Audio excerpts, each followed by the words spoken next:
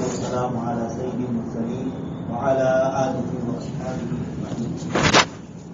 قال الله تبارك وتعالى في كلام المجيد والفرقان الحميد: أعوذ بالله من الشيطان الرجيم. بسم الله الرحمن الرحيم. إذا وقعت الواقعة ليس لوقعتها كاذبة خافضة رافعة إذا رجت الأرض رجا وبست الجبال بسا فكانت هباء منبثا وكنتم أزواجا ثلاثة. صدق الله العظيم وصدق رسوله النبي الكريم ونحن على ذلك من الشاهدين والشاكرين والحمد لله رب العالمين. مکرم قرار علماء کرام اور ایمان والے بھائی، آپ کے سامنے سورہ واقعہ کی چند آیتیں پڑھی گئی.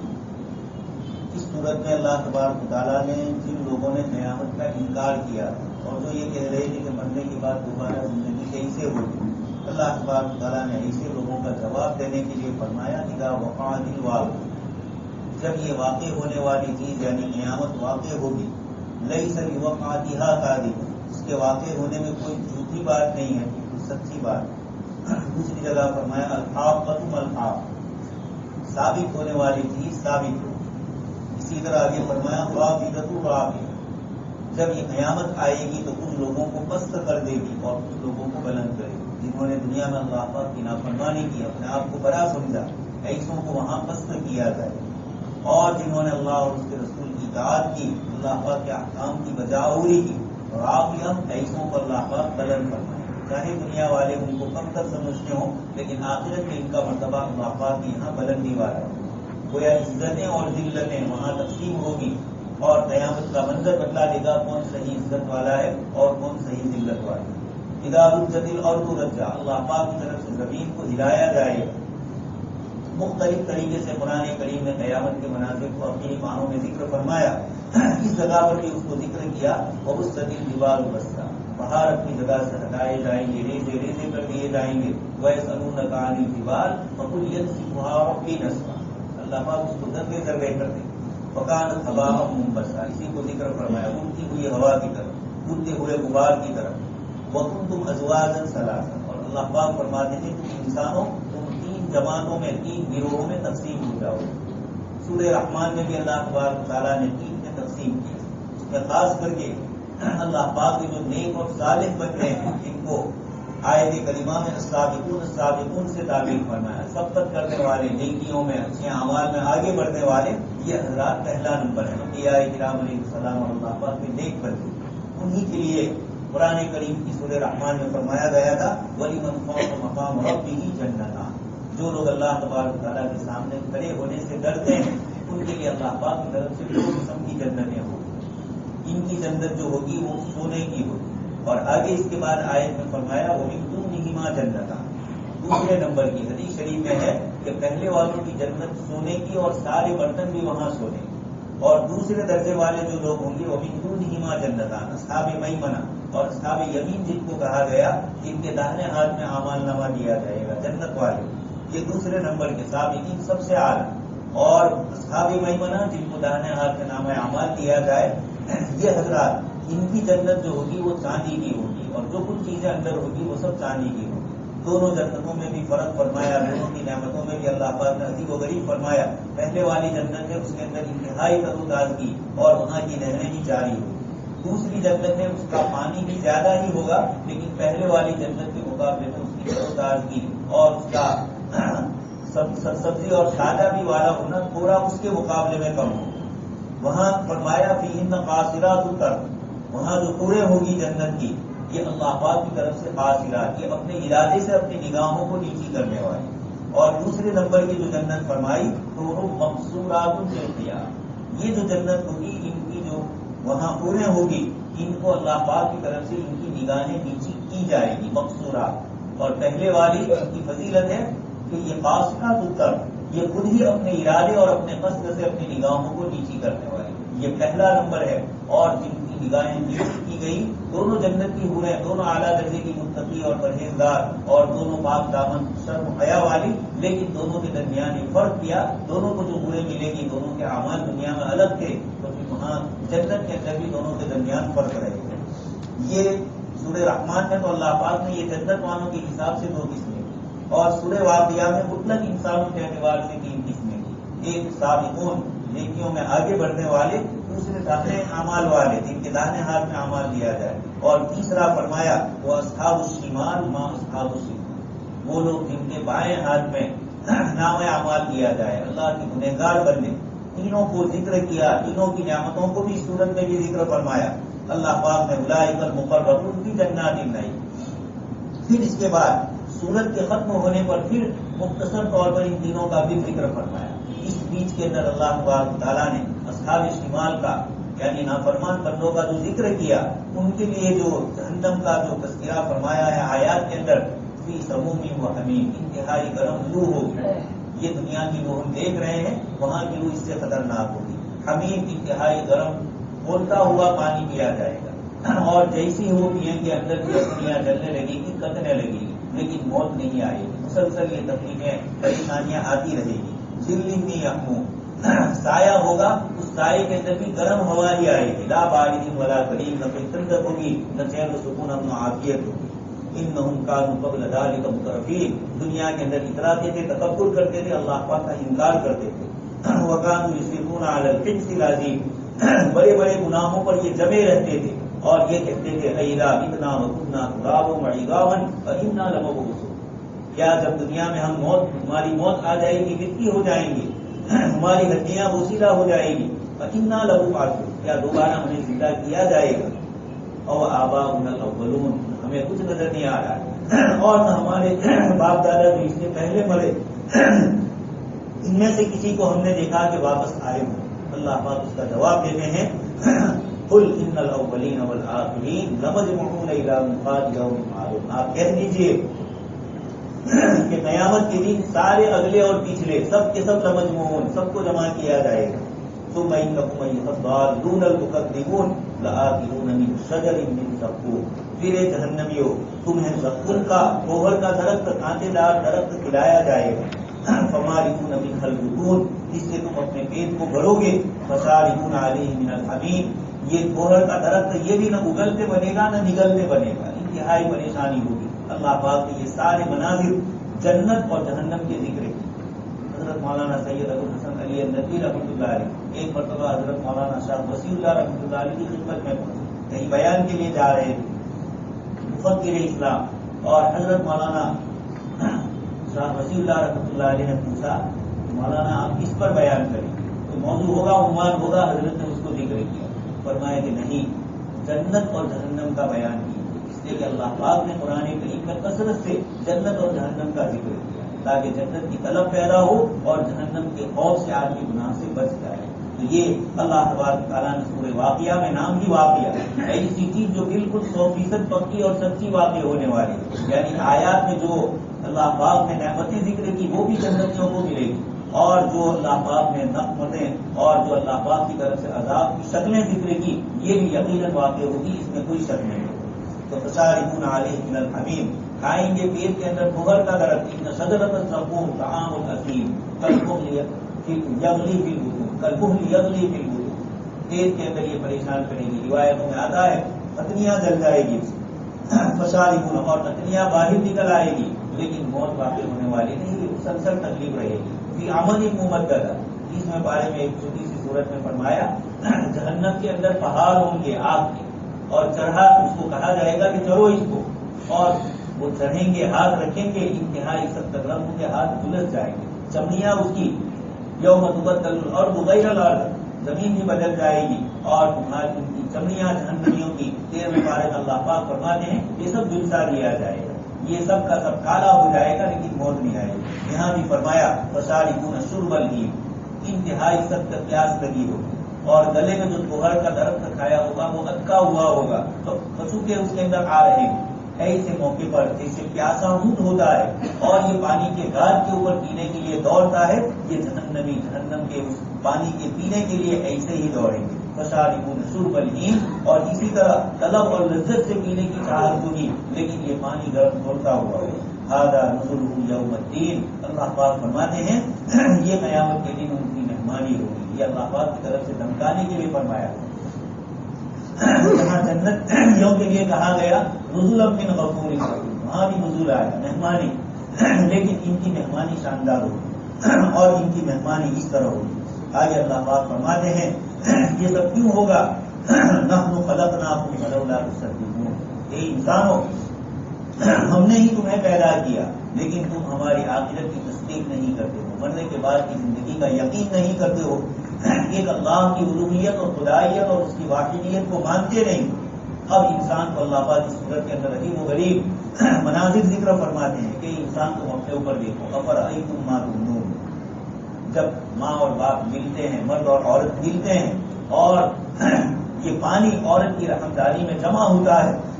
اللہ پاک فرماتے ہیں افرأیتم ما تمنون، اے انسانوں کیا تم دیکھتے ہو جب تمہاری پیدائش ہوتی ہے اللہ پاک اس منی کے ناپاک قطرے کو، مائے مہین کو اللہ تبارک تعالیٰ عورت کی رحمدانی میں طبقاتے ہیں مرد کے ذریعے، فأنتم تخلقونہ ونحن الخالقون، اے انسانوں ماں کے پیٹ میں ایک پانی ہے، اس پانی کو انسانی شکل، ایک سیال اور جامد اور لکوڈ چیز ہے، اس کو ایک جامد اور شکل دی جا رہی ہے، یہ کون دے رہا ہے؟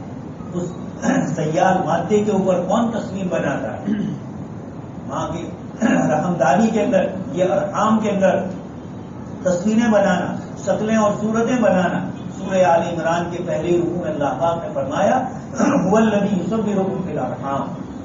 ماں کی رحمداری میں یہ تمہاری تصویریں پانی کی شکل میں بنانا اور پھر اس کو مختلف طبقوں سے گزار کر ثم قسونا العظام لحما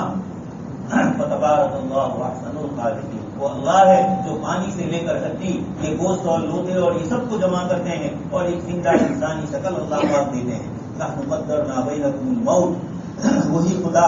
اس انسان کو موت دیتے ہیں، وما نحن بمسبوقین، تم اللہ سے آگے نہیں بڑھ سکتے۔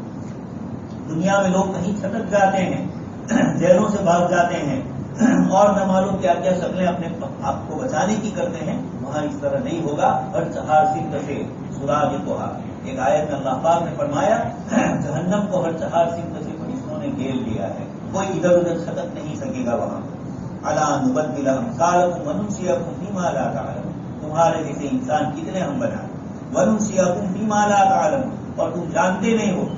ہم کس طرح دوسری پیدائش میں تمہیں کریں گے۔ ماں کے پیٹ میں مختلف مرحلوں سے گزارا انسان کچھ نہیں جانتا تھا، نہ پیدا ہونے والا جانتا تھا اور نہ جس کے پیٹ میں بچہ ہے وہ ماں جانتی ہے کہ اللہ ہی کی ذات سب کچھ رزق دیتی ہے، سب اس کی حفاظت فرماتی ہے۔ آگے اللہ پاک فرماتے ہیں وَلَقَدْ عَلِمْتُمُ النَّشْأَةَ الْأُولَىٰ فَلَوْلَا تَذَكَّرُونَ، پہلی مرتبہ کی یہ پیدائش ہم نے تمہاری کر دی، پھر بھی سمجھ میں نہیں آ رہا ہے کہ دوبارہ وہ خدا پیدا کرنے پر قادر ہے جس نے پہلی مرتبہ بلا نمونہ پیدا کیا۔ أَفَرَأَيْتُم مَّا تَحْرُثُونَ، آگے فرماتے ہیں تم کھیتی کرتے ہو، أَأَنتُمْ تَزْرَعُونَهُ أَمْ نَحْنُ الزَّارِعُونَ، یہ کھیتی کے اندر بیج ڈالنا بالکل خشک جگہ ہے اور اس کے اندر انسان بیج ڈالتا ہے، اسی لیے علماء کرام فرماتے ہیں کھیت اور کاشتکار سے زیادہ اللہ کی ذات پر توکل اور بھروسہ کسی کو نہیں۔ یہ بیچارہ بنجر زمین میں بیج ڈال رہا ہے اس امید کے اوپر کہ اللہ تبارک تعالیٰ بارش کر سکے، اور پھر بھی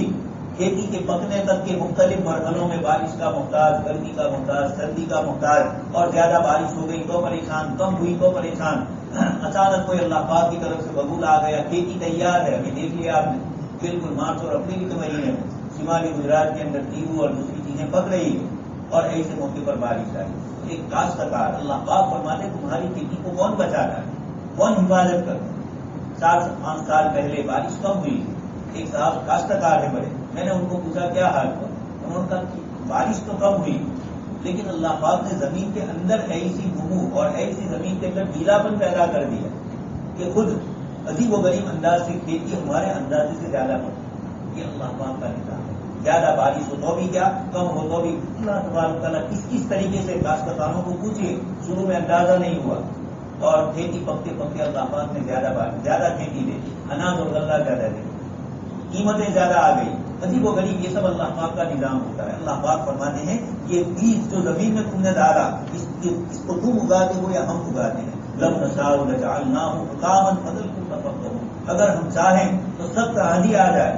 اور زیادہ بارش ہو جائے، سخت سردی پڑ جائے، سخت گرمی ہو جائے، اللہ پاک فرماتے ہیں حُطَام، اس کے اندر سب چیزیں آ گئی، فَظَلْتُمْ تَفَكَّهُونَ، تم ہاتھ دھڑے رہ جاؤ، اِنَّا لَمُغْرَمُونَ، اور تم یہ کہو آپس میں کہ ہم تو دھوکے میں پڑ گئے، یعنی ہماری کھیتی میں کچھ نہیں ہوا، بل نحن محرومون، بلکہ ہم محروم ہو آگے اللہ پاک فرماتے ہیں انسان افرأیتم الماء الذی تشربون، اس پانی کو پیتے ہو ذرا غور کرو، أأنتم أنزلتموه من المزن أم نحن المنزلون، اس کو آسمان سے بادل سے کس نے برسایا؟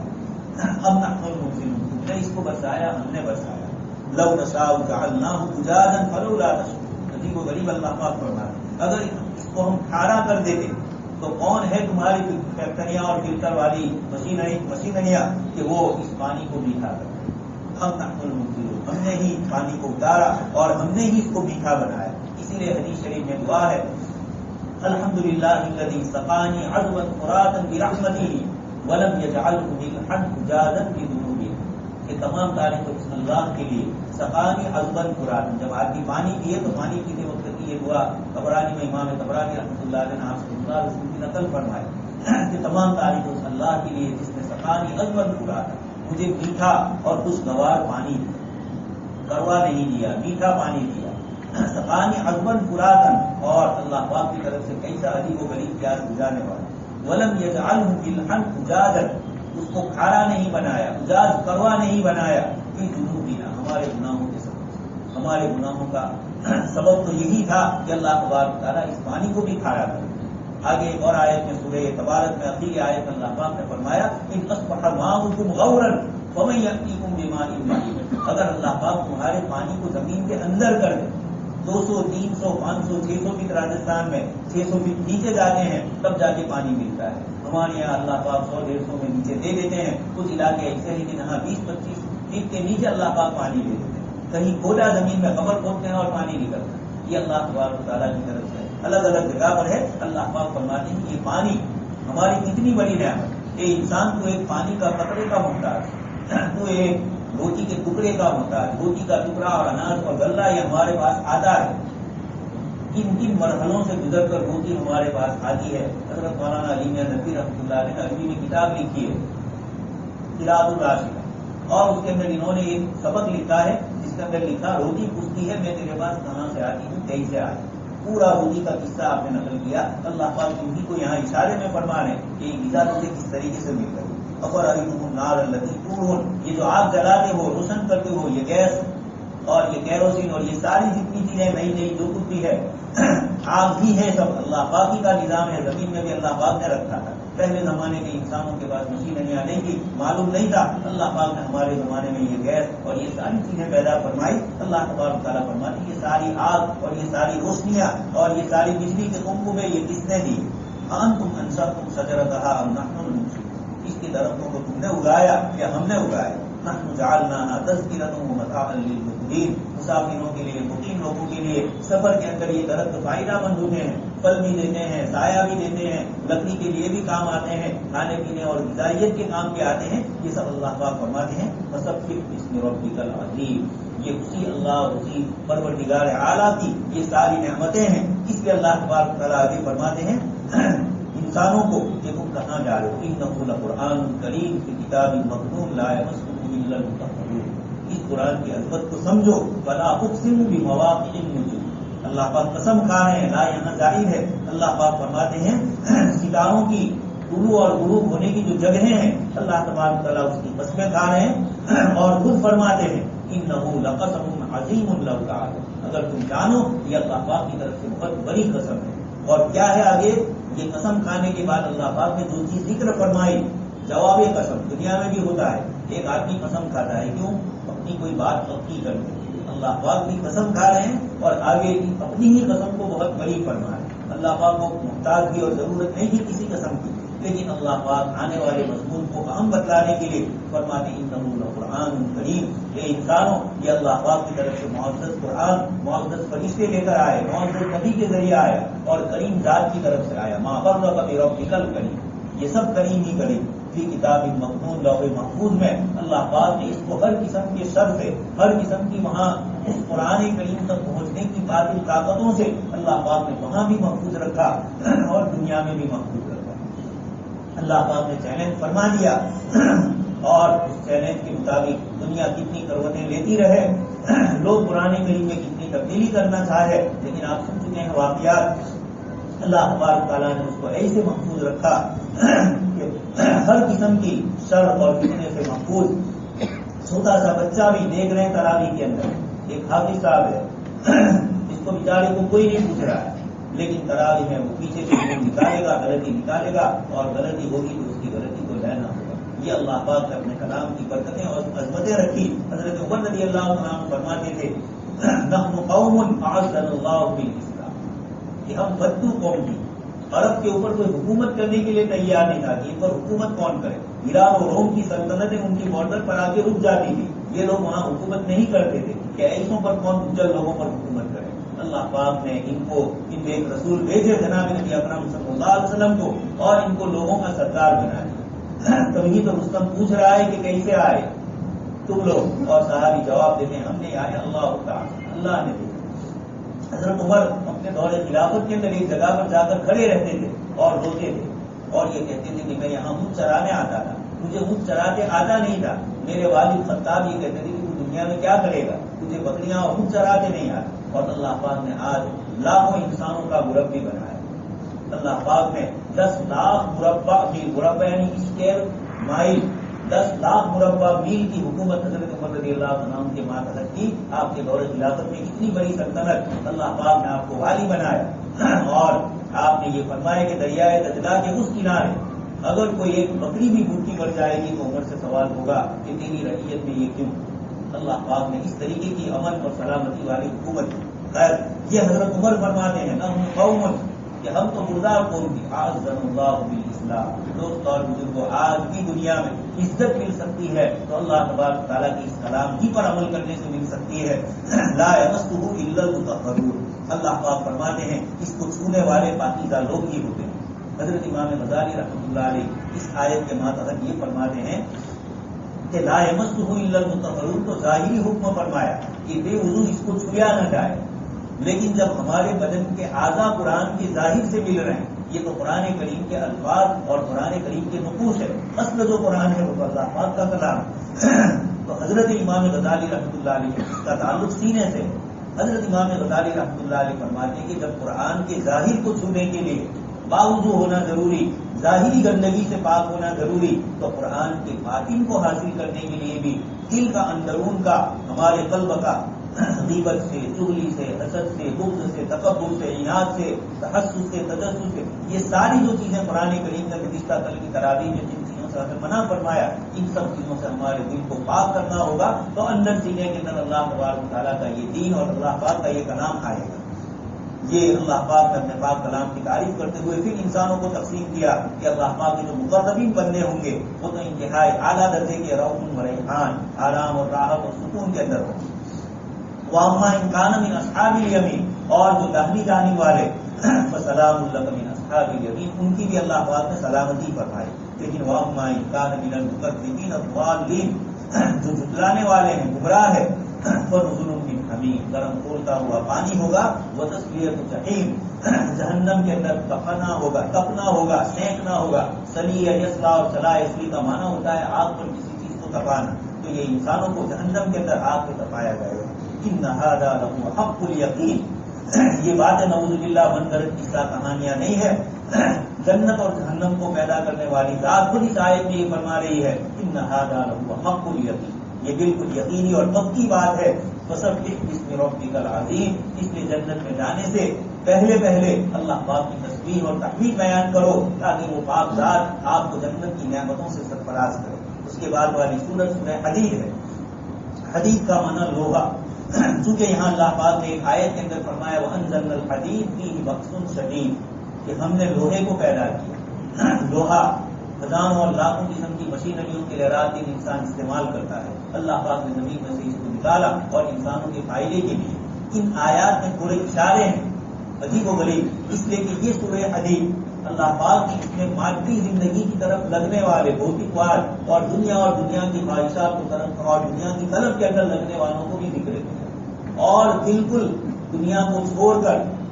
سنیاسی پن اور رہبانیت اختیار کرے ان کو بھی اللہ پاک نے اس صورت میں ذکر کیا۔ یہودیوں کے اندر الم یأن للذین آمنوا ان تخشع قلوبهم لذکر اللہ وما نزل من الحق ولا يكونوا كالذین اوتوا الکتاب من قبل فطال علیہم الامد فقست قلوبهم، یہ اللہ پاک نے یہود کا ذکر کیا۔ یہود کو تورات دی گئی، اللہ کی کتاب دی گئی، آسمانی وحی ان کے پاس آئی، لیکن یہودیوں نے اس کی قدر نہیں کی اور دنیا کی نعمتوں اور دنیا کی چیزوں کی طرف لگ گئے۔ اللہ پاک نے ایمان والوں کو، مسلمانوں کو اس آیت میں یہ تنبیہ فرمائی کہ یہ دنیا میں ہم نے مادی چیزیں بھی دی ہے، ان کو استعمال کرنا ہے، لیکن انہی کا ہو جانا، انہی کا غلام بن جانا، انہی کے لیے عبادتوں کو چھوڑنا، نماز کے اوقات میں تمہاری تجارت تمہیں نماز سے روک رہی ہو، حلال اور حرام سے تمہیں روک رہی ہو، حلال اور حرام کا فرق معلوم نہ ہو، یہ اس طرح دنیا کی جتنی بھی چیزیں ہیں مادیت کی، اس صورت میں تو اس کو ذکر کیا۔ اور آگے والے پارے کے اندر 28ویں پارے میں مال اور اولاد، ان کا کثرت سے ذکر فرمایا، لا تلہکم اموالکم ولا اولادکم ان من ازواجکم واولادکم عدوا لکم، بار بار تنبیہ فرمائی۔ یہاں پر اللہ تبارک تعالیٰ نے مادیت اور بھوتک طاعات اور دنیا کی چیزیں اور دنیا ہی کے اندر رہ جانا اور آخرت اور دین کی طرف مائل نہ ہونا فرمائے کہ یہ یہود کی صفت، ان کو ہم نے کتاب دی تھی لیکن وہ اس طرح ہو گئے، کیا ہوا؟ فطال علیہم الامد، مدت ان پر لمبی ہو گئی۔ عجیب جملہ ہے، جوانی میں شیطان یہ کہتا ہے کہ آج نہیں کل میں عبادت کر لوں گا، کوئی حقوق ادا کرنے ہیں تو کہا ابھی نہیں بعد میں ادا کر دوں گا، مرنے سے پہلے اللہ کی راہ میں دے دیں گے۔ یہ اس طرح کی جو انسان سوچتا ہے، اللہ پاک فرماتے ہیں یہ جو امید پہ ہونا کہ آئندہ کر لوں گا، آئندہ پر بھروسہ کیا ہے، کس وقت آنکھ بند ہو جائے، یہ یہود کو اللہ پاک نے کتاب اللہ کی، تورات کی ناقدری کرنے کی وجہ سے اللہ تبارک تعالیٰ نے ان کے دنوں کو سخت کر دیا، اور دنوں کو سخت کرنے سے پہلے کیا ہوا؟ طال علیہم الامد، مدتیں ان پر لمبی ہو گئی۔ آج بھی نیکی کرنے کے لیے مدت کر رہا ہے کہ کل کروں گا، پرسوں کروں گا، یہ جو ہو رہا ہے اس کا نتیجہ ہوتا ہے فقست قلوبہم۔ اللہ پاک نے خود یہ فرمایا، خاص ذکر کیا، معلوم یہ ہوا کہ آدمی آج اور کل پر ٹالتا ہے تو دل سخت ہو جاتا ہے۔ اللہ پاک نے اسی کو فرمایا فقست قلوبہم، یہودیوں کا یہ حال ہوا تو امت محمدیہ کو اس سے ڈرا ہے اور فرمایا اعلموا ان اللہ یحیی الارض بعد موتها۔ اللہ پاک مرنے کے بعد زندہ کریں گے۔ اگلی آیت میں من الذی یقرض اللہ قرضا حسنا، آدمی کو مال اللہ کی راہ میں خرچ کرنے سے اس کا دل روکتا ہے اس کو۔ اللہ پاک نے فرمایا جو اللہ کی راہ میں دے گا قرض حسن، صحابی کا باغ ہے اور اپنے باغ سے نکل گئے، اپنے اہلیہ کو کہا کہ ان کو تحدہ نکل جاؤ، 600 کھجور کے درخت کا باغ ہے،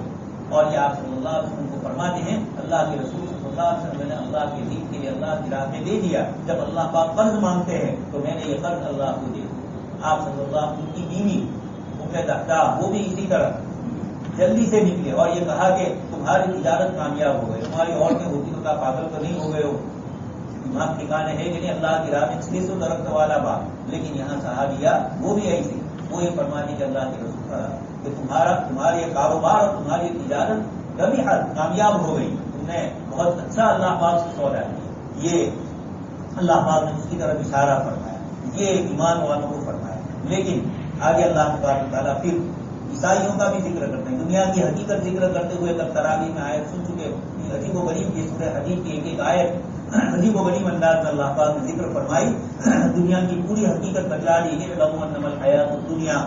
لعب ولهو وزینۃ وتفاخر، بچپن میں آدمی چھوٹا بچہ ہوتا ہے، کھیل تماشے میں ہوتا ہے، تھوڑا اس سے بڑا ہوتا ہے، زیب و زینت، بال میرے اچھے ہو، کپڑے اچھے ہو، پھر اور آگے بڑھتا ہے تو مال و دولت کے اندر آگے بڑھتا ہے، تفاخر بینکم، اور پھر اس سے آگے وتکاثر فی الاموال والاولاد، اور عمر بڑی ہوتی ہے تو مال اور اولاد کی جائے۔ بہت سارے کوئی پوچھیں گے نہیں، لیکن کہیں گے میرا ایک لڑکا انگلینڈ ہے، کہیں گے میری فلانی اتنی کھیتی ہے، میری اتنی دکان ہے۔ ایک صاحب انگلینڈ سے آئے، بیچارہ جاہل آدمی تھا، اس سے باتیں کر رہے تھے اور اس کو کہہ رہے کہ میرا اتنا ہے، میں نے کہا بھائی اس کو بیچارے کو آپ سے، لیکن کیا ہے قرآن نے یہی فرمایا تکاثر فی الاموال، لوگوں کے سامنے اس کا ذکر کرتے ہیں، خوشی محسوس کرتے ہیں، حالانکہ اس نعمت سے وہ خود کتنا فائدہ اٹھا سکے گا یہ تو اللہ ہی جانے، لیکن مال اور دولت ہوتی ہے تو آدمی اس کی کثرت بھی چاہتا ہے اور لوگوں کے سامنے اس کی کثرت کو ذکر کی، یہ انسانی فطرت، اللہ پاک نے قرآن کریم کی یہ فطرت انسانی کو ذکر کی، اسی لیے تیسرے بارے میں فرمایا زُيِّنَ لِلنَّاسِ حُبُّ الشَّهَوَاتِ، کہ انسانوں کے دل میں خواہشات کی محبت ڈالی گئی۔ حکیم الاسلام حضرت قاری طیب صاحب رحمۃ اللہ علیہ فرماتے ہیں کہ اللہ پاک نے ہی ڈالی، لیکن آیت میں اللہ پاک نے یہ بھی فرمایا کہ ہم نے تمہارے دل میں چیزوں کی خواہش ڈالی، زُيِّنَ مجہول کا صیغہ فرمایا، زُيِّنَ لِلنَّاسِ، لوگوں کے دل میں ڈالی گئی، حالانکہ یہ فطرت اللہ پاک کی طرف سے ڈالی گئی۔ اگر یہ محبتیں نہ ہوتی تو یہ دنیا کی سرسبزی اور شادابی نہ ہوتی۔ قرآن نے اسی کی طرف اشارہ کیا، وَرَهْبَانِيَّةً ابْتَدَعُوهَا مَا كَتَبْنَاهَا عَلَيْهِمْ، یہودی دنیا میں آگے تھے تو عیسائی دنیا سے دور تھے، اور یہ جنگلوں کی راہ، سنیاسی پن اور جو پن کے اندر تھے، رہبانیت اور نن بنے ہوئے تھے اور نن بنی ہوئی تھی عورتیں بھی، اور یہ جنگلوں کے اندر رہتے تھے، انسانی زندگی سے ان کا کوئی تعلق نہیں۔ یہ دونوں افراد و تفریق، وہ بھی صحیح نہیں، یہ بھی صحیح نہیں۔ سورہ حدید میں اللہ پاک نے اس کو بیلنس بتلایا کہ دنیا کو برتنے سے ہی تو آخرت کمانا ہے۔ اور شریعت مطہرہ میں حضرت مولانا صاحب وسیع اللہ رحمۃ اللہ علیہ فرماتے ہیں 4 فرض ہے، نماز، روزہ، زکوٰۃ اور حج، اس میں 2 بڑی عبادتوں کا تعلق مال سے۔ زکوٰۃ ہوگی مال کو ادا کریں گے، حج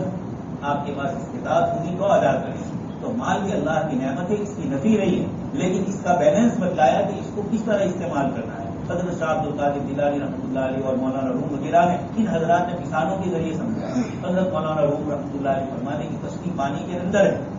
نیچے پانی ہے اور اوپر کشتی ہے، اور کشتی منزل تک پہنچتی ہے، لیکن اگر اس کشتی کے اندر ذرا برابر شگاف اور سوراخ پڑ گیا اور کشتی کے اندر سے پانی کشتی میں آنے لگا تو یہی پانی کشتی میں آ کر کشتی والوں کو ڈبو دے۔ یہ مولانا روم رحمۃ اللہ علیہ فرماتے ہیں یہ تمہارا مال اور دولت دل سے باہر ہو، بدن کے اعضاء کے استعمال کرنے کے لیے ہو، مکان استعمال، فرنیچر، گاڑیاں سب کے لیے ہو، یہ دل کے اندر جگہ نہ دے۔ لیکن دوستو ہے مشکل۔ تو مولانا روم یہ فرماتے ہیں کہ جب تک یہ مال تیرے پاس ہے اور یہ دل کے اندر نہیں آیا، وہاں تک تو یہ تیری کشتی پار کر دے گا، لیکن اندر آ گیا، اللہ کے فرائض ادا کرنے سے روک رہا ہے، زکوٰۃ ادا کرنے سے روک رہا ہے، مال میں بخل آ رہا ہے، دوسروں کے حقوق ضائع ہو رہے ہیں، وراثت ادا نہیں ہو رہی ہے، تجارت کے اندر کسی کا مال لے رہے ہیں، زمین کھیتی کے اندر کسی کے ساتھ ناانصافی کر رہے ہیں، یہ سب کی دنیا اندر آ گئی، تو پھر اب یہ کشتی کے اندر آ گیا پانی، یہ تمہیں ڈبو دے گا۔ اتنی شاندار مثال کے ذریعے مولانا روم رحمۃ اللہ علیہ فارسی کے اندر مثال دے کر ہمیں سمجھاتے ہیں۔ اللہ تبارک تعالیٰ نے ان آیات میں کسی کی طرف اشارے فرمائے۔ کمثل غیث اعجب الکفار، دنیا کی حقیقت کیا ہے؟ کاشتکار کو کھیتی سرسبزی اور سادہ بھی ہوتی ہے، 2 مہینے کی 3 مہینے کی کھیتی، اور پھر اس کے بعد پوری کھیت کے اندر پیلا بن آ جاتا ہے، کاشتکار کھیتی لے لیتا ہے، یا کبھی اچانک کوئی اللہ پاک کی طرف سے ہوا چمکے اور کوئی نہ کوئی ایسی مصیبت آئی، ختم ہو گئے۔ اللہ پاک فرماتے ہیں انسانی زندگی کا بھی یہی حال ہے۔ بچے کو پڑھایا، دیکھ رہے ہیں سورت کے اندر 12ویں کے کتنے 9 نمبر کے بچوں کے نمبر آتا ہے اور دنیا سے یہ انسانی زندگی کی حقیقت اللہ پاک بتلاتے ہیں کہ ماں باپ کتنی تمنائیں کرے، کتنی آرزویں کرے، اللہ تبارک تعالیٰ نے کیا لکھا ہے اور وہ کتنا فائدہ آپ کو پہنچانے والے ہیں، کتنا آپ کو نقصان پہنچانے والے ہیں، اللہ پاک کی جانے۔ اس لیے وراثت میں ماں باپ اگر اپنے اولاد کو دینے کے اندر ادھر ادھر ہو رہے ہیں یا اپنے رشتے داروں کی وراثت نہیں دے رہے ہیں۔ ایک صاحب وراثت میں مجھے کہنے لگے میری بیٹیوں کو دوں گا تو داماد ہی استعمال کریں گے۔ اللہ پاک آپ سے زیادہ جانتے ہیں، قرآن میں پہلے سے فرما دیا آباؤکم وابناؤکم لا تدرون ایہم اقرب لکم نفعا، کہ تمہارے باپ اور تمہارے بیٹوں کے اندر کون تمہیں فائدہ پہنچائے گا، کون کم پہنچائے گا، کون زیادہ پہنچائے گا۔ اللہ پاک فرماتے ہیں ایہم اقرب لکم نفعا، کون زیادہ نفع تمہیں دے گا، اللہ پاک کی جانتے ہیں۔ اس لیے وراثت کے اصول میں اپنی عقل مت چلاؤ، اللہ پاک کے قانون کو مد نظر رکھو۔ اللہ پاک نے جو فرمایا ہو، جتنا فرمایا ہو اس کو دیا جائے گا تو زندگیوں میں چین اور سکون آئے گا۔ اللہ پاک فرماتے ہیں ومل حیات الدنیا الا متاع الغرور، دنیا کی زندگی دھوکے کا سامان۔ اس کے بعد آج کی تراویح میں جو صورتیں پڑھی جائے گی 28 پارے کی قد سمع اللہ، سورہ مجادلہ 28 پارے کی ابتدا ہوتی ہے اس پارے کی، اس میں بھی اللہ تبارک تعالیٰ نے ایک عورت ہی کا ذکر ہے، اور 28واں پارہ ختم ہو رہا ہے وہاں پر بھی اللہ تبارک تعالیٰ نیک اور صالح عورتوں کا ذکر ہی اس پر ہی صورت کو ختم کرتا ہے۔ گویا یہ اس سے پہلے ایک پوری سورہ نساء 2.5 پارے کی آ گئی عورتوں کے عنوان سے، پھر بیچ میں آل عمران، اس میں بھی عورتوں کا ذکر آیا، حضرت موسیٰ علیہ السلام کے واقعات آئے، ان کی والدہ کا ذکر آیا، ان کی بہن کا ذکر آیا، فرعون کی اہلیہ کا ذکر آیا، حضرت مریم رضی اللہ عنہا کا کثرت سے عدد پاروں میں ذکر آیا۔ اس پارے میں بھی اللہ تبارک تعالیٰ نے اور عجیب و غریب جو لوگ یہ کہتے ہیں کہ اسلام نے عورتوں کا حق نہیں دیا، یہ آیت کا شان نزول ہی یہ ہوا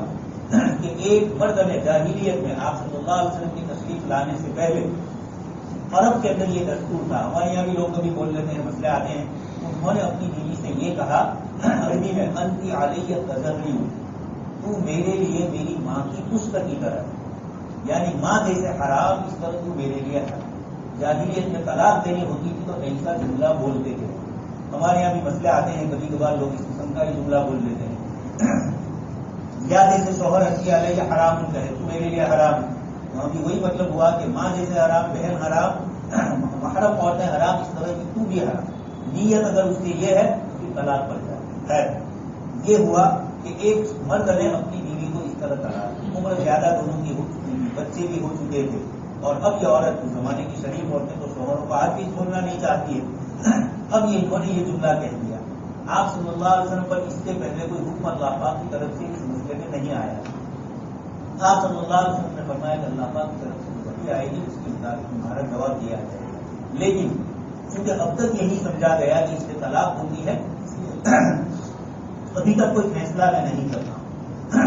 یہ عورت اللہ کے رسول صلی اللہ علیہ وسلم کی جدت میں آئی، یہ تو یہی سمجھے کہ جاہلیت میں طلاق ہے تو ابھی بھی طلاق ہی ہوگی، اس سے پریشان تھی۔ یہ حضرت عائشہ صدیقہ رضی اللہ تعالیٰ عنہا کے حجرے میں کمرے میں آئی، اور اس روم کے اندر اکیلے حضرت اللہ کے رسول، حضرت عائشہ اور وہ عورت۔ یہ عورت اللہ کے رسول صلی اللہ علیہ وسلم سے بالکل قریب آ کر اپنی شکایت کر رہی ہے کہ میرے شوہر نے میرے ساتھ ایسا کیا۔ حضرت عائشہ فرماتی کہ میں اسی روم میں بیٹھی ہوئی، چھوٹا سا تو میرا تھا، لیکن وہ کیا کہہ رہی میں نہیں سن رہی، اتنا معلوم ہے کہ کچھ کہہ رہی ہے، لیکن کیا قصہ ہے مجھے معلوم نہیں، اتنا آہستہ وہ کہہ رہی ہے۔ اور اللہ پاک فرماتے ہیں قد سمع اللہ قول التی تجادلک فی زوجها، کہ آپ کے ساتھ ایک عورت اپنے شوہر کے متعلق چپ چاپ بحث کر رہی ہے، یہ ساتویں آسمان پر اللہ تبارک تعالیٰ نے قد سمع اللہ پاک نے سن لیا۔ حضرت عائشہ صدیقہ فرماتی ہے کہ اللہ تبارک وسیع سمعہ، حضرت عائشہ کا جملہ ہے کہ اس ذات خداوند قدوس کی قوت سماع سننے کی طاقت کیا ہے کہ میں یہاں حجرے میں بیٹھی ہوں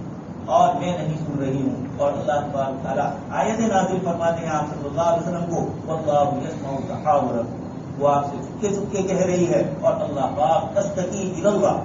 اپنے شوہر کے متعلق اللہ پاک سے شکایت کر رہی ہے، شکایت کا مطلب درخواست کر رہی ہے کہ میرے مسئلے میں کوئی فیصلہ کیا جائے، اور اللہ یسمع، اللہ پاک سن رہے ہیں، فوراً اللہ پاک نے پھر احکام نازل کیا۔ یہ عورتوں کے متعلق شریعت اسلامیہ کا یہ حکم بتلایا کہ ایک عورت پر ظلم ہوا، اللہ پاک نے آسمان سے آیتیں نازل کی۔ ایک عورت پر جھوٹا الزام لگایا گیا حضرت عائشہ صدیقہ رضی اللہ تعالیٰ عنہا پر، اللہ پاک نے سورۃ انزلناھا وفرضناھا کے ذریعے حضرت عائشہ صدیقہ رضی اللہ تعالیٰ عنہا کی پاک دامنی بتائی۔ حضرت فرعون کی بیوی حضرت آسیہ فرعون کی بیوی ہے، لیکن جب وہ ایمان لے آئی اللہ تبارک تعالیٰ نے قرآن کریم میں ان کا ذکر فرمایا۔ آج کی صورت آج کی اس تراویح میں اخیری رکعت کے اندر جو پڑھا جائے گا اس کے اندر یہی قصہ ذکر کیا گیا، حضرت مریم کا قصہ اللہ پاک نے ذکر کیا، اور یہ بھی ذکر کیا کہ یہی عورتیں نیک لوگوں کے نکاح میں تھی لیکن خود ایمان نہیں لائی، تو حضرت لوط علیہ السلام کی بیوی، حضرت نوح علیہ السلام کی بیوی، باوجود نبی کی بیوی ہونے کی جب انہوں نے کفر اور شرک کیا تو اللہ پاک نے ان کو جہنم میں پہنچا، اور فرعون کے گھر میں رہنے والے آسی لیکن ایمان لے آئی، اللہ تبارک تعالیٰ نے وہ، اور اسی طرح حضرت مریم کا اللہ پاک نے ذکر فرمایا۔ یہ سارے واقعات عورتوں کے ذکر کر کے ان کی اچھائیوں کو ذکر کیا، اور یہ بھی بتلایا کہ عورت کا سماج میں کیا مقام ہوتا ہے، عورت ٹھیک ہوتی ہے تو گھر کا پورا ماحول درست ہوتا ہے، اس لیے اور عورت اگر بگڑتی ہے تو ماحول بگڑتی ہے، اس لیے وہی بچوں کا سب سے پہلے مقصد ہے، بچہ اپنے باپ کے مقابلے میں ماں سے زیادہ سیکھتا ہے، زیادہ ماں ہی کے ساتھ ہے۔ یہ اللہ تبارک تعالیٰ نے ان صورتوں کے ذریعے بتلایا۔ تو اس صورت میں ایک تو مسائل ذکر کیے، معلوم یہ ہوا کہ حلال اور حرام کے کھانے پینے کی چیزوں میں، اور اسی طرح میاں بیوی کے جو مسائل ہوتے ہیں اس کو جاننا دوستوں ضروری ہے۔ کئی مسائل ایسے ہیں کہ لوگ جانتے نہیں ہیں اور پھر غلطی سے وہ کام کر لیتے ہیں، اب مفتی صاحب کے پاس مسئلہ پوچھنے کے لیے جاتے ہیں تو اس کا حل اس وقت نہیں نکلتا، اس لیے کہ وہ آگے گزر چکے ہوئے ہوتے ہیں۔ اس لیے یہ آیات بتلاتی ہے کہ اللہ تبارک تعالیٰ نے جیسے نماز روزہ وغیرہ عبادتیں فرض فرمائی، بندوں کے آپس کے حقوق اور سب سے زیادہ میاں بیوی کے حقوق، اس لیے کہ یہ اتنے لطیف اور باریک حقوق ہے کہ ان کو تقویٰ سے ہی اللہ پاک نے ذکر کیا۔ سورہ نساء میں بھی کثرت سے تقویٰ والی آیتیں میں نکال کی، اور آج کی تراویح میں سورہ طلاق آ رہی ہے، اس میں بھی تقویٰ ہی کو 5 مرتبہ ذکر کیا، اور تقویٰ پر 5 انعام کو ذکر کیا۔ حضرات مفسرین فرماتے ہیں کہ نکاح کے وقت بھی اور طلاق کے موقع پر بھی تقویٰ کو اللہ پاک نے ذکر کیا۔ آ رہی ہے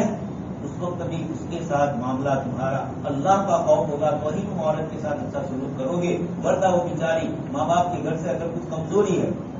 باپ انتقال کر گئے ہیں یا بھائی کے ساتھ اچھا سلوک نہیں ہے تو شوہر اس کو دبائے گا کہ اس کا کوئی پوچھنے والا نہیں۔ یہ نفسیاتی سائیکولوجی اس نے نکاح سے پہلے تقوی کو کرنا، اور پھر میاں بیوی آپس میں ایک دوسرے کے ساتھ اختلاف ہو رہے ہیں اس موقع پر بھی اللہ پاک نے تقویٰ کا حکم۔ طلاق دیتے وقت بھی تقویٰ کو ذکر کیا کہ طلاق میں بھی تمہاری طرف سے وہ غلطی نہ ہو، 3 طلاق دینے والے آج بھی لوگ موجود ہیں۔ اللہ کے رسول صلی اللہ علیہ وسلم اس کو شدت سے منع فرمایا. کیا اللہ کی کتاب کے ساتھ کھلواڑ کر رہے ہو؟ یہ جملہ ہے. اللہ کی کتاب میں طلاق کا طریقہ قرآن نے بتلایا، حدیث شریف نے بتلایا، اور سیدھے 3 طلاق دیتے ہیں. پھر مفتی صاحب کے پاس جاتے ہیں. یہ بھی ظلم ہوا. اور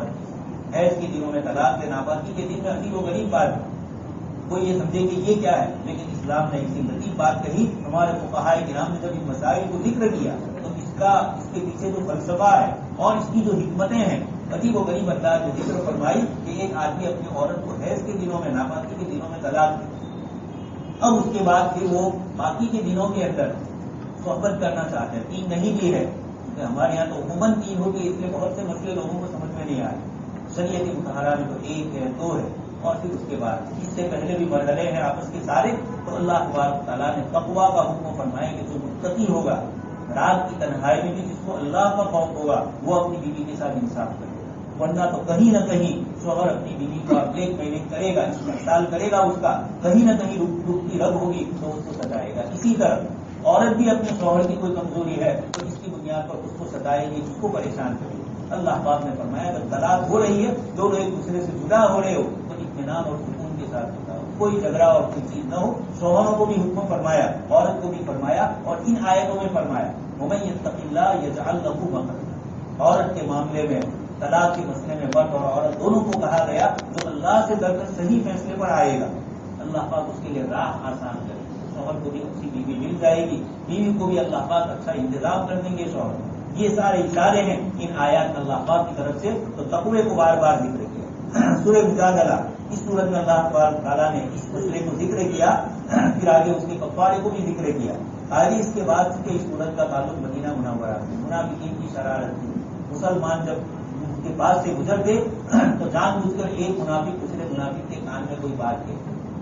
اور مسلمانوں کو یہ کرنے کے لیے کہ تمہارے خلاف کوئی بات ہم کرتے ہیں. آج بھی ہمارے سماج میں کچھ لوگ اس قسم کا کرتے ہیں، چاہے وہ منافق تو ان کو نہیں کہا جائے گا، لیکن آیت المنافق، منافق کی نشانی ہوئی. اس لیے کسی مسلمان کو ستانے کے لیے سرگوشیاں کرنا جائز نہیں ہے، کانا خوشی کرنا جائز نہیں ہے. جان بوجھ کے آپ کسی کے کان میں منہ ڈال کے باتیں کر رہے ہیں تاکہ وہاں سے کوئی گزرنے والا جس سے آپ کی نہیں بن رہی ہے آپ اس کو ستانا چاہو. قرآن کریم نے اس کو منع کیا اور یہ فرمایا انما النجوى من الشیطان. یہ کام نہ خوشی کرنا یہ تو شیطان کی بات ہے. یہ شیطان ایمان والوں کو پریشان کرنے کے لیے منافقین اور یہود کے دل میں بات ڈالتا ہے. یہ تمہاری عادت نہیں ہو سکتی کہ کوئی مومن کسی مومن کے لیے کانا خوشی، یہ تو یہودی اور منافق کرتے ہیں. دوسری بات، اگر یہ کانا خوشی اچھی اور بھلائی کی چیز کے لیے تو اللہ تبارک تعالیٰ نے اس کو پسند فرمایا. آپ کان میں کسی کے یہ کہہ رہے ہیں کہ میری طرف سے فلاں آدمی کو اتنے روپیے دے دینا، کیونکہ آدمی سب کے سامنے نہیں کرے، یہ نیکی کی بات ہے. کسی آدمی کی کوئی پریشانی ہے، آپ نے کہا میں ان کی پریشانی کو دور کر دوں گا، یہ چپکے سے آپ نے کسی کے کان میں کہی، اللہ پاک نے فرمایا کہ یہ تو پسندیدہ ہے. لیکن وہ سرگوشی جو بری چیزوں کے لیے ستانے کے لیے یہ جائز ہے. اور اگر اچھی چیز کے لیے آپ لوگوں کے سامنے اپنی بات ظاہر نہیں کرنا چاہتے، آپ چپکے چپکے دائیں ہاتھ دے اور بائیں ہاتھ کو پتہ نہ چلے، اس طریقے سے آپ کوئی اچھی بات، اچھا مشورہ، کوئی نہ کوئی ایسی چیز ہے جس سے سامنے والے کو فائدہ ہو رہا ہے، یہ تو جائز ہے. اللہ پاک نے اس کو منع نہیں کرتا. اس سرگوشی کے موقع پر اللہ پاک نے عجیب نفسیات سائیکولوجی فرمائی کہ یہ لوگوں ما یکون من نجوا ثلاثۃ الا هو رابعهم. تم 2 آدمی باتیں کر رہے ہو، تم سمجھتے ہو کہ میں اور یہی ہے، اللہ پاک وہاں تیسرے ہے، یعنی اللہ پاک تمہاری ساری باتوں کو سن رہے ہیں. 4 ہو اللہ پاک سن رہے ہیں. ولا ادنى من ذلك ولا اکثر الا هو معهم اينما كانوا. جہاں بھی بولو گے، جہاں بھی کوئی عمل کرو گے، اللہ پاک وہاں موجود ہے. حساب کتاب تمہارا لکھا جا رہا ہے. اللہ پاک اپنی صفت علم سے، اپنی صفت قدرت سے، اور اللہ پاک کے فرشتے جن کو اللہ پاک نے مقرر کیا ہے، یہ سب کچھ لکھ رہے ہیں. یہ سب کچھ اللہ تبارک تعالیٰ کے علم میں ہے. علیم، خبیر، بصیر. اس صورت میں اللہ پاک نے کثرت سے ذکر کیا. جہاں عورتوں کا ذکر آتا ہے وہاں اللہ پاک اپنی ان صفات کو ذکر کرتے ہیں جو انتہائی نگرانی، انتہائی اللہ پاک کی طرف سے تیقظ اور اللہ پاک کی طرف سے چوکسی کے طور پر جو باتیں خبیر، بصیر، لطیف، علیم، کہ کثرت سے ان صورتوں میں اللہ پاک نے ذکر فرمایا. آگے اللہ تبارک تعالیٰ نے ایمان والوں کو فرمایا جب تم کسی مجلس میں جاؤ اور وہاں جگہ تمہارے پاس ہے، دوسرا کوئی آئے تو اس کے لیے بیٹھنے کی جگہ کرو، ایسا نہ ہو کہ تم کھل کے بیٹھ جاؤ. یہ بھی مجلس کے آداب ہے. اللہ کے رسول صلی اللہ علیہ وسلم مجلس میں ایسا ہوا تو اللہ پاک نے آیت نازل فرما کر بتایا. اس کے بعد والی صورت ہے سورہ حشر. اس کا اللہ تبارک تعالیٰ نے مدینہ منورہ میں یہودیوں کا ایک بڑا قبیلہ تھا، بنو دو قبیلے، اصل تو 3-4 قبیلے تھے، بنو قریظہ، بنو نذیر اور بنو قینقاع۔ بنو قریظہ ان کا اس آیت میں ذکر ہے، اور بنو نذیر کا یہاں ذکر ہے، اور بنو قریظہ کا دوسری آیت میں ذکر ہے۔ بنو قریظہ کو تو قتل کیا گیا سن 5 ہجری میں، جب غزوہ خندق ہوئی اس کے بعد ان کے ساتھ معاملہ ہوا، اور بنو نذیر ان کو چیرا وطن یعنی مدینہ منورہ سے نکلنا، ان کی آسمانی کتابوں میں سب لکھا ہوا ہے۔ آپ صلی اللہ علیہ وسلم جس کو مدینہ منورہ تشریف لگے، دوست اور بزرگوں اس کو اس لیے بھی جاننا ہے کہ آپ صلی اللہ علیہ وسلم پر سیرت میں یوروپ والوں نے جو آپ کی سیرت لکھی ہے اس میں آپ صلی اللہ علیہ وسلم پر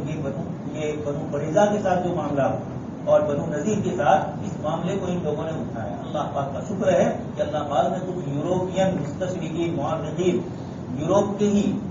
ایسے آپ صلی اللہ علیہ وسلم کی سیرت لکھنے والے تیار کیے، جنہوں نے ان کی زبان میں ہی خود ان کو جواب دیا۔ قرآن نے تو جواب دیا ہی ہے، اور ہمارے سیرت لکھنے والوں نے ان کا یہ کہنا ہے کہ جب اللہ کے رسول صلی اللہ علیہ وسلم انتہائی مشفق اور نرم، پھر آپ صلی اللہ علیہ وسلم نے بنو نذیر کے متعلق یہاں آیتوں میں جو آیا کہ ان کے باغات درخت کو کاٹا گیا، ماں قطعتم من لینۃ او ترکتموها قائمۃ علی اصولها وباذن اللہ، اللہ پاک نے آیت میں فرما دیا کہ یہ اللہ پاک کی حکم ہے۔ بتلانا یہ ہے کہ یہود جس وقت آپ صلی اللہ علیہ وسلم مدینہ منورہ میں تشریف لائے ہجرت کے وقت، آپ صلی اللہ علیہ وسلم نے مدینہ کے جتنے بھی الگ الگ قبیلے تھے ان سب کا آپس میں ایک معاہدہ کیا، اور اس کا نام عربی میں ہے میثاق المدینہ، مدینہ منورہ کا دستاویز، اور گجراتی میں اس کو مدینہ گھوسرا کہا جاتا ہے کہ یہ آپ صلی اللہ علیہ وسلم نے اس طرح کا معاملہ کیا۔ انگلش میں بھی اسی طریقے سے یہ لفظ ہے، اس میں پورا ہمارے سیرت نگاروں نے جس قبیلے سے حضور نے معاہدہ کیا، یہودیوں کے، مشرکین کے، اوس اور خزرج کے، ان سب کا ذکر ہے۔ آپ صلی اللہ علیہ وسلم نے اس وقت ان سے معاہدہ کیا تھا، اس پورے معاہدے کو یہ مسلسل توڑتے رہے، بدر کے موقع پر بھی، احد کے موقع پر بھی، خندق کے موقع پر بھی، بیچ میں بھی جب بھی اخبار آئے، قرآن نے یہودیوں کا ذکر کیا ہے۔ 21ویں پارے میں آپ سن چکے ہیں کہ انہوں نے یہ کہا کہ تم بالکل مت نکالنا، ہم تمہارے ساتھ ہیں، اور جب اللہ پاک کی طرف سے آیا تو کوئی نہیں رہا۔ یہاں بھی اللہ پاک نے اشارے فرمائے ہیں کہ یہ سب کچھ کہنے لگے، لیکن جب اللہ پاک کی طرف سے آیا تو ان میں سے کوئی ان کے ساتھ نہیں رہا۔ الم تر الی الذین نافقوا یقولون لاخوانهم الذین کفروا من اہل الکتاب لئن اخرجتم لنخرجن معکم، کہ تمہیں اگر نکالا جائے گا تو ہم بھی نکلیں گے۔ یہ یہودیوں کو منافقین نے ایسا وعدہ کیا، لیکن وعدہ پورا نہیں کیا۔ یہ دلیل اس بات کی کہ آپس میں سب ملے ہوئے ہیں، مکہ والوں سے ملے ہوئے ہیں، مسلسل اس طریقے سے تکلیف اور اذیتیں دی، تو اللہ پاک کی طرف سے مسلمانوں کو حکم ہوا کہ جائیے ان کا محاصرہ کیجیے، ان کو گھیر لیجیے، ان کے قلعے بڑے مضبوط۔ اللہ پاک نے اس صورت میں اپنی قدرت اور طاقت کو بتایا۔ یہودی یہ سمجھ رہے تھے کہ ہمارے قلعے اتنے مضبوط ہیں کہ کسی طریقے سے مسلمان اس کو فتح نہیں کر سکتے۔ اللہ پاک فرماتے ہیں کہ تم خود بھی یہ مسلمان ہو، یہ سمجھ رہے تھے کہ ان کے قلعوں کو تم فتح نہیں کر سکتے۔ ما ظننتم ان یخرجوا وظنوا انهم مانعتهم حصونهم من اللہ فأتاهم اللہ من حیث لم یحتسبوا۔ لشکر تو مسلمانوں کا اللہ پاک نے بھیجا، لیکن آیت میں فرمایا فأتاهم اللہ، اللہ پاک خود تشریف لائے، وہ اللہ کی ایسی مدد مسلمانوں کے ساتھ ہوئی کہ یہ مضبوط قلعے اور یہ مضبوط جن قلعوں کے اندر انہوں نے کھانا پینا ہتھیار سامان رکھا تھا، اللہ پاک نے ان کو ایسا مغلوب کر دیا، یہ مسلمانوں سے خوف اور ڈر محسوس کر دیا۔ آگے اللہ پاک نے فرمایا کہ عجیب قوم ہے، اللہ سے ڈرنا تھا، اس کے بجائے اللہ سے نہیں ڈرے تو اللہ نے اپنے بندوں کا ڈر ان کے دل میں ڈال دیا۔ تو اس کو یہ چیزیں بھی سمجھنے کی ہے۔ آج کل مسلمان جو دشمنوں سے سہما اور ڈرا ہوا ہے، اس کی وجہ یہ ہے کہ جب اللہ سے نہیں ڈر رہا ہے تو اللہ اپنے مخلوق کا ڈر رہا ہے۔ جس زمانے کے اندر مسلمان جہاد کرتے تھے اور مال غنیمت کے اندر باغیاں اور یہ ملتے تھے غلام، تو اس موقع پر علماء نے لکھا ہے کہ انہوں نے اللہ کی غلامی قبول نہیں کی تو اللہ نے بندوں کا غلام کیا۔ اس طریقے سے یہاں پر بھی جب اللہ کا خوف دل سے نکل جاتا ہے تو پھر بندوں کا خوف دل میں آ جاتا ہے۔ اس لیے اللہ تبارک تعالیٰ نے یہاں آیت میں فرمایا کہ مسلمانوں، یہ یہودی بیوقوف ہے، قرآن نے ان کو کہا کہ یہ سمجھ نہیں رہے، ڈرنا چاہیے تھا اللہ سے نہیں ڈرے، تو اللہ نے صحابہ کا ڈر ایسا ڈال دیا کہ یہ اپنے گھروں کو خالی کر کے جلدی سے نکل گئے۔ یہ اللہ تبارک تعالیٰ نے اس صورت میں فرمایا۔ پھر صحابہ کی تعریف فرمائی، مہاجرین کی، انصار کی اولاد کی، اللہ پاک نے ان تمام کی تعریف فرما کر اشارہ کیا، اور آگے پھر اس کے بعد اللہ پاک کا فیچر صفات کو بھی ذکر فرمایا، اللہ پاک کے اسماء الحسنی کو اللہ پاک نے ذکر فرمایا، ایک ایک اللہ پاک کی صفت، عالم الغیب والشہادہ، الرحمن الرحیم، الملک القدوس، سب صفات اللہ تبارک تعالیٰ کی ایسی ہے. اللہ پاک نے خود قرآن کریم میں فرمایا وَلِلَّهِ الْأَسْمَاءُ الْحُسْنَىٰ فَادْعُوهُ بِهَا. اللہ پاک کے اچھے اچھے نام ہیں مثل العال. ان اچھے ناموں سے تم اللہ پاک کو پکارو. اللہ پاک کے ناموں کے ذریعے آدمی اللہ پاک سے مانگے، اس لیے کہ یہ اللہ پاک کی وہ صفات ہے جو اللہ پاک نے ہمیں سکھلائی، ورنہ ہم اللہ تبارک تعالیٰ کی صفات کو نہیں جان سکتے. انبیاء کرام علیہ السلام اور خاص کر کے جناب نبی اکرم صلی اللہ علیہ وسلم ان نبیوں کے ذریعے یہ احسان ہوا کہ اللہ پاک نے اپنے کلام اور اپنے رسول کے کلام سے ہمیں اللہ پاک کی معرفت کروائی، پہچان کروائی. یہ اللہ پاک کے نام ہے، اسماء ہے، اور یہ اللہ پاک کی صفات ہے. عجیب و غریب اللہ تبارک تعالیٰ نے اپنی صفات کو ذکر فرمایا. یہ ساری کائنات اللہ تبارک تعالیٰ کی اختیار ہے. اس کے بعد والی سورہ ممتحنہ ایک واقعہ پیش آیا. مکہ مکرمہ پر جناب نبی اکرم صلی اللہ علیہ وسلم اور صحابہ کرام جب مکہ فتح کرنے کے لیے جا رہے تھے تو اس موقع پر ایک صحابی رضی اللہ عنہ حضرت حاتم رضی اللہ عنہ، ان کا یہ مکہ مکرمہ کے نہیں تھے، یہ تھے دوسرے علاقے اور مکہ میں رہتے تھے، پھر ہجرت کر کے مدینہ منورہ آ گئے. اب یہ تھا کہ مکہ سے جتنے صحابہ نے ہجرت کی تھی مدینہ منورہ، ان کا تو کوئی نہ کوئی بھائی بھتیجا بہن ماں کوئی نہ کوئی رشتے دار مکہ میں، ان کے گھر بھی تھے، ان کی اولاد بھی گئی، جائیداد وغیرہ یہ سب. یہ حضرت حاتم رضی اللہ عنہ ایسے تھے کہ ان کا کچھ نہیں. اب ان کے دل میں آیا کہ میری بیوی اور بچے مکہ مکرمہ میں، اور جب مکہ والوں کو پتا چلے گا کہ مسلمان حملہ کرنے کے لیے مدینہ سے آ رہے ہیں تو یہ میری بیوی اور بچوں کو نقصان پہنچائے گا، اور چونکہ میرا وہاں کوئی ہے نہیں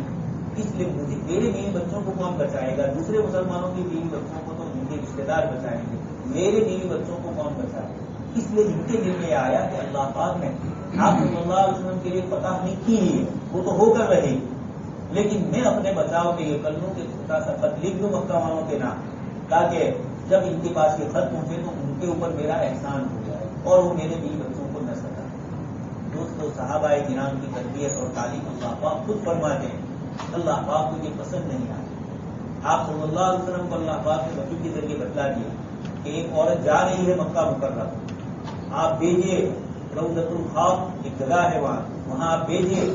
اور وہاں سے اس کے پاس سے وہ خط نکل گئے. حضرت مقدار حضرت علی رضی اللہ تعالیٰ عنہ کو آپ صلی اللہ علیہ وسلم نے بھیجا تو وہاں گئے، اس عورت کو کہا کہ خط لاؤ، اس نے کہا نہیں. حضرت علی رضی اللہ تعالیٰ عنہ جلد ہم تیرے کپڑے اتار چنانچہ اس نے پھر اندر سے نکالا. یہ صحابہ ہے، یہ خط جیسا ہے ویسا مدینہ منورہ واپس. ہماری طرح نہیں کہ کسی کی کوئی چیز ہے تو ٹھیک اور راستے میں پڑھنا شروع کرو، یہ بالکل امانت ہے. صحابہ اس قسم کے تھے، انہوں نے وہ چیز ایسی رکھی، حضور کے پاس گیا وہ خط اور آپ نے کھولا اور پھر اس کو پڑھا. بلایا حضرت حاتم کو، انہوں نے اللہ کے رسول صلی اللہ علیہ وسلم کوئی میرے اندر نفاق نہیں، مجھے دشمنوں سے کوئی محبت نہیں، اور مجھے یہ معلوم ہے کہ اللہ کے رسول آپ کو اللہ کا فتح نصیب فرمائے. میں نے محض اپنے بیوی اور بچوں کے بچانے کے لیے یہ ترکیب کی. آپ صلی اللہ علیہ وسلم نے معاف فرما دیا، اللہ پاک نے بھی معاف فرما دیا. اور حضرت عمر رضی اللہ تعالیٰ عنہ تھوڑے ناراض ہو رہے تھے. آپ صلی اللہ علیہ وسلم نے فرمایا کہ عمر یہ حاتم وہ صحابی ہے قد شہید بدر، کہ یہ بدر میں شریک ہوئے ہیں اور بدر والوں کے لیے اللہ تبارک تعالیٰ نے عام معافی کا اعلان کیا، اس لیے ان کا مرتبہ بہت بڑا ہے. لیکن قرآن کریم مسلمانوں کو یہ تو واقعہ اللہ پاک کی طرف سے اس دین کو مکمل کرنا ہے. قیامت تک ایسے واقعات جب پیش آئے تو اسلامی حکومت کو یا مسلمانوں کو کیا کرنا ہے یہ سمجھانے کے لیے اللہ پاک نے ایک واقعے کو وجود دی. اس لیے صحابی سے یہ ہوا اور تبھی تو ہمارے لیے مسائل آئے، آیتیں اتری اور اللہ تبارک تعالیٰ نے احکام نازل فرمائے. تو یہ حضرات ان سے یہ واقعات ہوئے اور اللہ تبارک تعالیٰ نے اس پوری صورت میں صحابی رضی اللہ تعالیٰ کو بہت میٹھے انداز میں خطاب فرمایا. کوئی کسی قسم کی سختی نہیں ہے. اللہ پاک عجیب و غریب انداز میں ذکر فرماتے ہیں یا ایھا الذین آمنوا. مفسرین فرماتے ہیں کہ یہ آیت حضرت حاتم کے لیے ہے اور اللہ پاک یا ایھا الذین آمنوا فرمائے. ان کے ایمان کی گواہی اللہ پاک خود دے رہے ہیں کہ جس صحابی سے یہ ہوا ہے وہ خود مومن ہے. اس لیے یا ایھا الذین آمنوا. پھر آگے جملہ ہے لا تتخذوا عدوی وعدوکم، میرے اور تمہارے دشمن کو دوست مت کرنا. یہاں اللہ پاک نے یہ نہیں فرمایا کہ میرے دشمن کو، تمہارے بھی دشمن. حضرت حاتم کو کہا جا رہا ہے کہ یہ تو تمہارے دشمن ہے، تم انہیں کی پناہ میں جا رہے ہو. یہ اللہ پاک کی طرف سے لا تتخذوا عدوی. جہاں بھی مفسرین فرماتے ہیں کہ حضرت حاتم کے بھی دشمن مکہ والوں کو کہا، گویا ان کے ایمان کا اللہ پاک نے اخلاص کا اس آیت کے اس لفظ سے اللہ تبارک تعالیٰ نے اشارہ کر دیا. تلقون الیہم بالمودہ، تم ان سے دوستی کرتے ہو، وقد کفروا بما جاءکم من الحق، اور انہوں نے حق کا انکار کیا، قرآن کا انکار کیا ہے، یخرجون الرسول، یہ رسول کو مدینہ منورہ سے مکہ مکرمہ سے نکالنے والے اور تم کو بھی نکالنے والے، کس وجہ سے؟ ان تؤمنوا باللہ ربکم، تم اللہ پر ایمان لائے، اس پر یہ نکال رہے۔ پھر آگے اللہ تبارک تعالیٰ نے بہت ساری چیزیں ذکر فرمائی، اس کے ذریعے ایمان والوں کو یہ بھی بتلایا آگے والی صورت میں کہ غیر مسلمین کے ساتھ تمہارے تعلق کس قسم کے۔ بہت عجیب دو آیتیں فرمائی، لا ينهاكم الله عن الذين لم يقاتلوكم في الدين، ہندوستان میں ہم رہتے ہیں، ہمارے اڑوس پڑوس میں غیر مسلم بھائی ہوتے ہیں، قرآن کریم کی آیتیں ہمیں بتلاتی ہے کہ جن لوگوں کے ساتھ تم رہتے ہو، جو تمہارے پر ظلم اور زیادتی نہیں کرتے، جو تمہیں تمہارے گھروں سے نہیں نکالتے، تمہارے جان کے دشمن نہیں ہیں، اللہ پاک نے ان تبروہم وتقسطوا الیہم، تم ان کے ساتھ اچھا سلوک کرو، انصاف کرو، خیر خواہی کرو، وہ بیمار ہوئے ہیں ان کے علاج کے لیے ہاسپٹل لے جاؤ، ان کی عیادت کے لیے جاؤ۔ آپ صلی اللہ علیہ وسلم خود اپنے تعلق رکھنے والے غیر مسلمین یہودیوں کی عیادت کے لیے تشریف لے، یہ سنت اور آداب بتلایا۔ ان اللہ یحب المقسطین، کسی سے دشمنی اللہ کے لیے ہوتی ہے، آخر جو دشمنی کر رہا ہے اس سے دشمنی ہوتی ہے، سب سے نہیں ہوتی،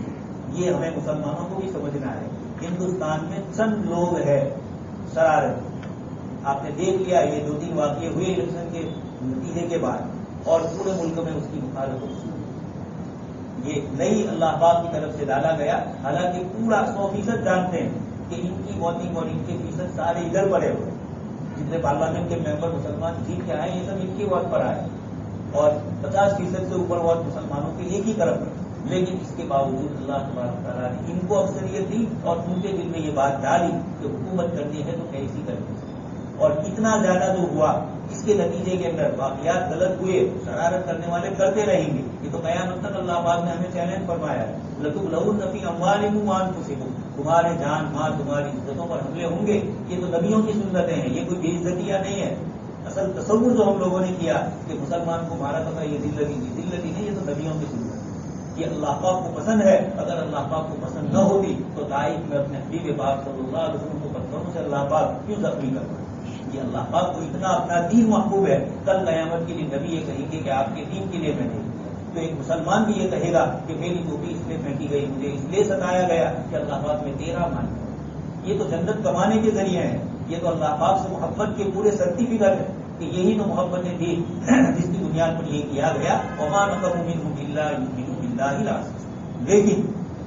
اس کی بنیاد کے اوپر ہر غیر مسلم کے ساتھ برا سلوک کیا جائے، قرآن یہ نہیں سکھلاتا۔ قرآن یہ کہتا ہے کہ جو اس قسم کے سرگنے ہیں ان سے ہی معاملہ کرو، فقاتلوا ائمة الكفر، اور اس کے مقابلے میں جو تمہارے ساتھ اچھا سلوک کرتے ہیں، جو تمہیں دین سے نہیں نکالتے، جو تمہیں ستاتے نہیں ہیں، ایسے اس سے یہ بھی معلوم ہوا کہ حدیث شریف میں فرمایا گیا اپنے مال کی حفاظت، اپنی جان کی حفاظت، اپنی اولاد کی حفاظت کے لیے مارا جائے گا وہ شہید، گویا مارا جائے یعنی انتقام لینے کے لیے جب آپ پر ظلم اور زیادتی ہوتی ہے تو آپ کو بھی ہاتھ اٹھانے کی اجازت قرآن نے دی، آپ صلی اللہ علیہ وسلم نے اجازت دی ہے، لیکن یہ فرمایا کہ انصاف کے ساتھ اجازت، جتنا انہوں نے تمہیں ستایا ہے اتنا تمہیں، یہ ہے اسلام کا اعتقاد، یہ کسی شخص اور ذات کے لیے نہیں، اللہ کا دین ہے، اس لیے یہاں لوگوں سے دشمنی اللہ کے لیے ہوتی ہے، لوگوں سے دوستی یہ اللہ کے لیے ہوتی ہے۔ آگے فرمایا ہاں انما ينهاكم الله عن الذين قاتلوكم في الدين، اللہ پاک تمہیں ان لوگوں سے اچھا سلوک کرنے سے روکتے ہیں، قاتلوكم في الدين، جنہوں نے تمہارے ساتھ دین کی نسبت سے لڑائی، ایک مسلمان اور غیر مسلم کا کاروبار کا جھگڑا ہے، کھیتی باڑی کا ہے، وہ نہیں ہے، یہاں فرمایا قاتلوكم في الدين، دین کی نسبت سے وہ تمہیں ستا رہے ہیں، وَأَخْرَجُوكُم مِّن دِيَارِكُم، تمہیں نکال رہے ہیں تمہارے گھروں سے، مال و سامان لوٹ رہے ہیں، وَظَاهَرُوا عَلَىٰ إِخْرَاجِكُمْ أَن تَوَلَّوْا، دوسروں کی مدد کر رہے ہیں تمہارے ستانے کے اوپر، اس قسم کے جتنے لوگ ہیں إِنَّمَا يَنْهَاكُمُ اللَّهُ، اللہ پاک ان کے ساتھ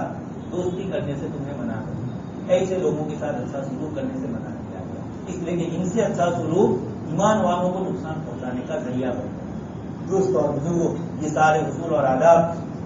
امتحان ہے یہ ہمارا بھی، ممتحنہ سورت کا نام ہی ممتحنہ ہے، اللہ پاک نے ایمان والوں کے امتحانات لیے، عورتوں کے بھی امتحانات لیے، مردوں کے بھی، اللہ تبارک تعالیٰ سے دعا ہے اللہ تبارک تعالیٰ سے